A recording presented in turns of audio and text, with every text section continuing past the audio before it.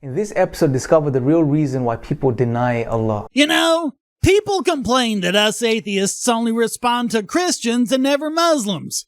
Okay, here's a Muslim guy. Let's do it. In this episode, we're going to be looking at the 6th chapter of the Quran, verse 111. See, in this verse, God shows us or highlights one of the main reasons why people deny Him, why people reject Him. And Allah shows us that it's not for rational reasons. It's not for based on evidence. It's not because they can't see God. Even though it totally is.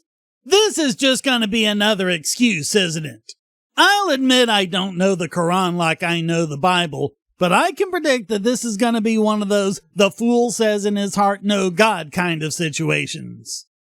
See, Allah says even if He had sent down the angels to these people and they could see the angels and they had the message, the Quran with them, or the dead started to speak to them even, or even if God brought all of His creation together and put them in front of these people, they will still deny in Allah. This is just a weird scenario. I mean, how about Allah directly coming down and introducing Himself? Why does He have to send His angels or make the dead speak? Can't He speak for Himself? Either way, if we did see that, yeah, that'd be pretty unassailable evidence. It might not make us Muslims per se, but if it were real and repeatable, we definitely wouldn't be atheists anymore. So then, why doesn't He? If the Almighty's PR department is so all-fired confident that even if I sent angels you wouldn't believe it, fantastic! Do it! I'll book a front row seat.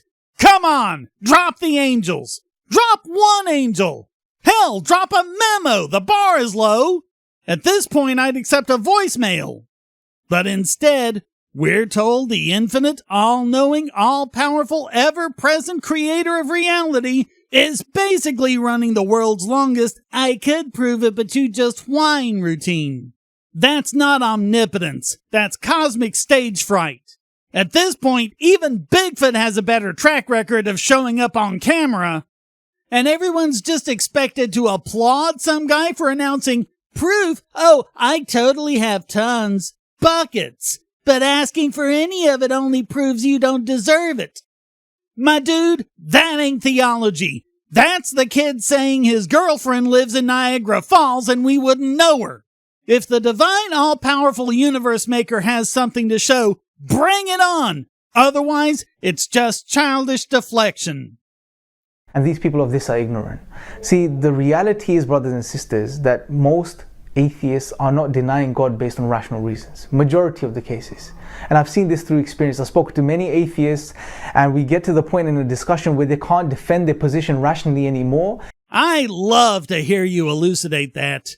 Because every time someone's tried, it's actually because they've completely and utterly failed to do so. Not because the atheist can't defend their position rationally anymore. Especially when our position is simply that you haven't demonstrated your position. In our experience, every time someone trots out that line, it's after they face planted so hard the pavement is filing for hazard pay. It's never because the atheist can't defend their position rationally anymore.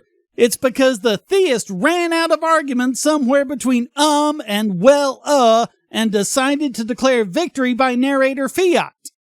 Our position is painfully simple. You made a claim. You haven't demonstrated it. That's it. If your evidence evaporates the second someone asks for it, that's not a lack of rational defense on our side. That's your theological disappearing act kicking in. Show evidence. Show something. Until then, don't act like we tapped out. We're just still waiting for you to ring the bell and actually start the match. But at that point, what do? They take reason and rationality and they put it in the bin. Oh, well, there's a chance. And they play the chance card. There's a chance this could happen like this. Or there's a chance that this can happen like this. Chance of what? You've completely lost everyone here. Your train of thought has completely derailed. You need to explain what it is you're talking about first. And I asked them, well, why don't you be consistent? Why don't you play that chance card in the rest of your life? What chance card? What are you actually talking about? It's kind of hard to respond to a point when you won't actually tell us what it is. If you ask me, it's you guys doing the chance thing. That's basically what Pascal's wager is all about. Why don't you say, well, there's a chance if I blindfold myself today and drive my kids to school, everything will be fine? Why do you do that? But they're not consistent. Wait, so not being convinced there's a God is the same as driving your kids to school blindfolded?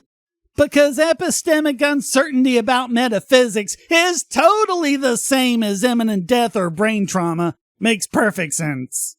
Yeah, you're definitely going to have to fill in a few steps there.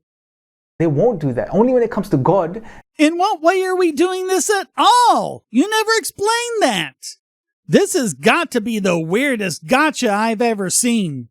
You won't risk your children, so you must be wrong about God. No, buddy, that's called being sensible. Some risks are real and measurable. Some risks are maybe a thing exists in some invisible, untestable way. One is dangerous, the other is, well, not. I just don't get how my conclusion that driving blindfolded is a bad idea makes me a hypocrite for not praying to the invisible magic man. They will reject even reason and rationality to deny his existence. And this is a problem. Allah, not only in this verse, but in other verses in the Quran, God highlights this. Yeah, I'm sure. Your book says we're a bunch of knuckleheads. Do you really not get why that's not convincing to us? He, for example, tells us in another part of the Quran, and he doesn't even cite this one, that even if we had sent down, scripture to them written on parchment, and they felt it with their own hands, they will still deny it. No, we'll treat it like any other text. We'll examine it critically. If it holds up, we'll go along with it. If it doesn't, we'll reject it.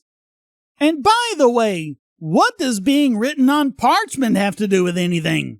Would it be less valid if it were written on a napkin? Funny how there don't seem to be any verses that say that atheists will still reject Allah even if he provides testable, repeatable observations that withstand peer review. No, it's always something weird like this. They will say that this is magic. Well, if you're talking about rationalist atheists, no, we won't. We don't believe in magic. We'll say it's a phenomenon we don't understand and begin studying it. God says in another part that he still doesn't cite. We had opened up the doorway to the heavens and they started to ascend through it, and they will look around and they see everything around them, yet they will say that this is magic. Why do you think we'd say everything is magic? We don't believe in magic. I mean, show us evidence and we'll change our minds. And yeah, this would kind of qualify. We'd be really interested in seeing that. Show us heaven, dude. But what you're talking about is magic. So what would be the problem with us saying that? This is a very confusing video. We've been bewildered. Our eyes are not seeing the reality. Anything to deny. It's not about physical things we can tell by this. It's not because they don't have evidence or good reasons. It's because they don't want to believe in God. It's an emotional issue. And I've seen this many times. You can speak to atheists. Ask them a very simple question, and ask any atheist watching this right now. Okay, let's hear it. I mean, it'd be great if you'd led with that. That way we all would have known that this is just another question atheists can't answer video. Anyway, lay it on me. If I was to give you conclusive proof and evidence for God's existence, would you then worship him? Worship? I don't know. That would depend on a lot of factors. I believe he existed. What does worship have to do with it? Let's say your evidence is flawless. Miracles, blueprints of the universe, a signed affidavit from the big guy himself. I'd believe he existed. Fantastic. But worship? Are we talking polite nods, standing ovations, or a full-on cosmic loyalty card with rewards points? Because last I checked, mere existence does not get you automatic fan club membership. If proving something's real automatically meant kneeling to it, we'd all be kneeling to gravity by now. Which, now that I think about it, you can't kneel without gravity, so there's that. I mean, I can easily confirm the existence of my coffee table. Doesn't mean I bow down to it every morning. So sure, existence confirmed, check. But worship? You got some extra work to do there, buddy. Let's negotiate terms, figure out benefits, maybe add a trial period. I'll have my lawyer check it over and get back to you. That's the question. And most of the time, what I've seen from experience, they will say, no, we wouldn't worship him. Yet more statements from nameless atheists we can't check and can't ask them about. And this clearly shows that their problem is an emotional problem, it's not a rational problem. Is it just me, or is this not the biggest amount of projection we've seen from a believer in a long time? Let me throw the question back at you. If you were handed conclusive evidence that the Christian God exists, would you drop Islam and become a Christian? Or if you got conclusive evidence of the Buddha, would you become a Buddhist? It's funny how the only scenario they're asking us to entertain is the one where their religion comes out on top. I mean, think about it. The best argument that they can put up against God, which is a very weak argument, is the problem of evil, right? That is far from the best argument. But it's still one none of you people have an answer for, so sure, let's hear your response. So that says something in itself. So I ask anyone sincere watching this right now, anyone looking, is to really be careful and ask themselves the question, are they rejecting or denying God's existence because they don't have good reasons to believe in Him? Or is it because they have some other internal emotional problem? Wait, you're not going to answer the problem of evil? Geez, you tease us with a question we can't answer, tease us with the problem of evil. Do you have anything to offer in this video, or is it just endless teasing? I was having better luck with that girl in Niagara Falls. That maybe is that they don't want to worship God or turn to Him or submit to Him. So I thank you guys for watching. Until next time, Assalamu alaikum wa rahmatullahi wa barakatuh. Wow. Okay, that was precisely 3 minutes of absolutely nothing.